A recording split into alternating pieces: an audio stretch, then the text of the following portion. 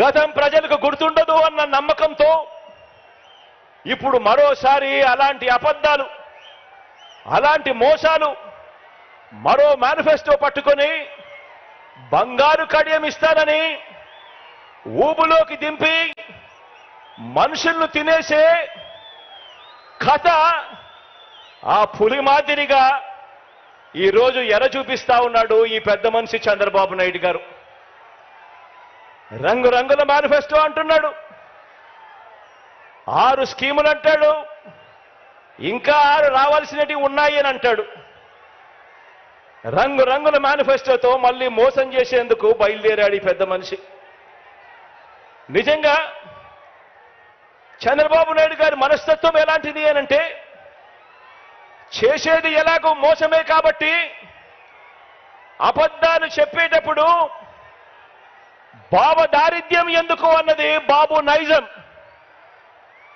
ఎలాగూ చేసేది లేదు, ఎలాగూ చెప్పేది అబద్ధాలు, ఎలాగూ చేసేది మోసమే కాబట్టి ఇక ఎలాగో మోసమే చేస్తా ఉన్నప్పుడు ఇక నోటికి కట్టడి ఎందుకు, అబద్ధాలు చెప్పేటప్పుడు బాబు దారిద్ర్యం ఎందుకు అన్నది బాబు నైజం.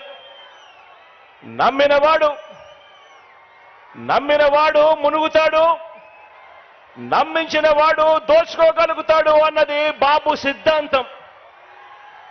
ఆలోచన చేయమని అడుగుతా ఉన్నాను.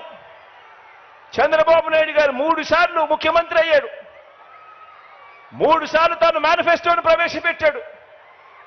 ఎన్నికలకు ముందు ప్రజలకు ఫలానిది చేస్తాను అని చెప్పి రంగురంగుల కాగితాలతో ఆశ పెట్టాడు. పెట్టిన తర్వాత ప్రతి సందర్భంలోనూ కూడా తాను చేసింది మోసం. ఆ దగ కళ్ళ ఎదుటే కనిపిస్తా ఉంది.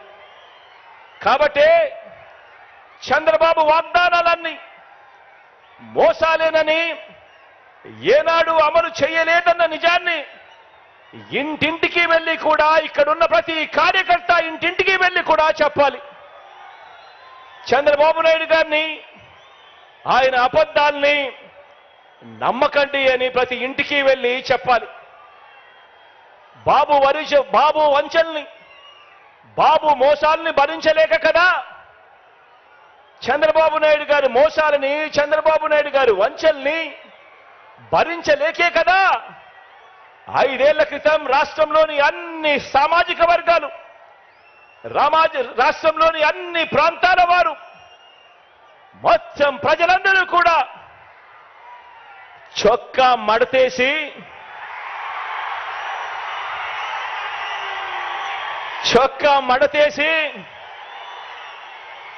బాబుకున్న కుర్చీలను కూడా మడిచి చీపుళ్లతో ఊడ్చి వారి పార్టీని శాసనసభలో 102 నుంచి